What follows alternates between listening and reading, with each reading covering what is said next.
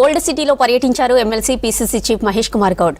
ఆషాఢ మాసం బోనాల ఉత్సవాల కోసం పాత బస్తీలోని పలు దేవాలయాలకు ప్రభుత్వం తరపున చెక్కులు పంపిణీ చేశారు. భాగ్యనగర్ మహంకాళి బోనాల జాతర ఉమ్మడి దేవాలయాల ఊరేగింపు కమిటీ అధ్యక్షుడు గోపిశెట్టి రాఘవేందర్ ఆధ్వర్యంలో చెక్కులు పంపిణీ చేశారు.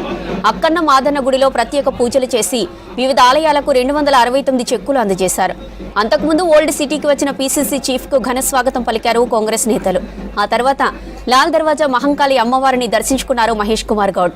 ఓల్డ్ సిటీని న్యూ సిటీగా మార్చడమే సీఎం రేవంత్ రెడ్డి ఆశయమని తెలిపారు పీసీసీ చీఫ్.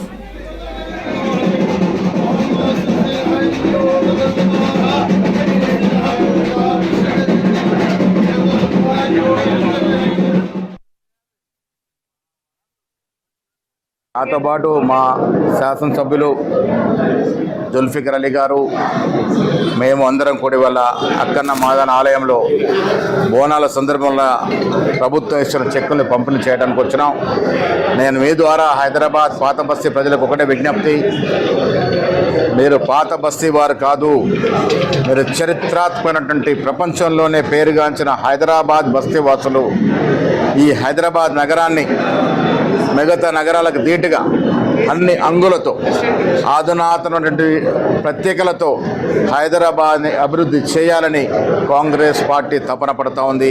ముఖ్యమంత్రి రేవంత్ రెడ్డి గారు తపన పడుతూ ఉన్నారు. అందరం సహకరించుకుందాం.